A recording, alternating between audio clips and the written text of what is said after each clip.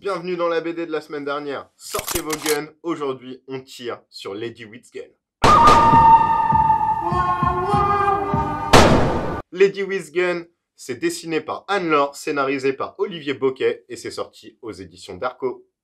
En ce 6 avril, nous souhaitons un très bon anniversaire à Virginia Hall qui a toutes ses entrées dans le monde des agents secrets. Kadra, de quoi elle parle cette BD? Déjà, c'est tout un contexte. On est aux États-Unis, 19e siècle, conquête de l'Ouest. On n'est pas du tout dans la petite maison dans la prairie, mais la période juste avant où c'est un peu un univers sans foi ni loi où ça joue de la gâchette facilement. Au début de l'histoire, on suit une petite fille noire qui est enfermée dans une cage. Et elle est toute seule dans la nature et elle fait avancer sa cage avec force et détermination. Un peu violent, mais voilà. Et puis elle arrive dans une forêt, elle tombe nez à nez avec une blanche. On ne sait pas trop ce qu'elle fait là, elle a un fusil dans la main.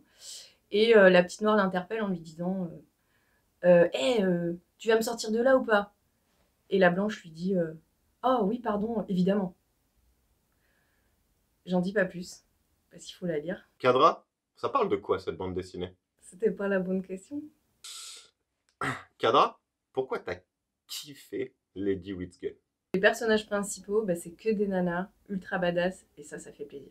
Pour la couve, que je trouve hyper belle, dont la composition est hyper efficace, et une fois qu'on a lu le livre, on la comprend encore mieux. C'est une super belle histoire de sororité. Il y a 5 nanas issues d'univers très différents, voire en opposition, qui se réunissent pour une cause qu'elles estiment juste, et qu'il l'est, envers et contre tout, et surtout contre tous, ce qui va les amener à devenir hors la loi.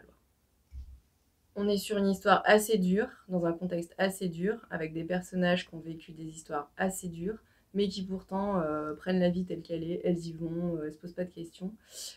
Et pourtant, c'est pas du tout larmoyant, ça fait pas du tout pleurer dans les chaumières.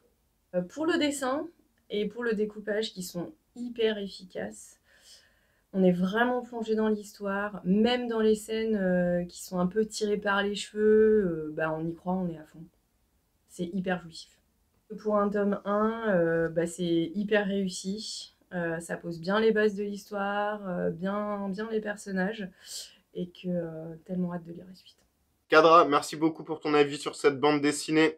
Et vous, dans les commentaires, dites-nous quel type de gun êtes-vous? Et toi, Kadra, quel type de gun es-tu?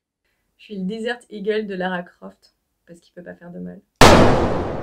Merci à tous d'avoir regardé cette vidéo. N'hésitez pas à vous abonner et à commenter. Et à dans 2 semaines prochaines.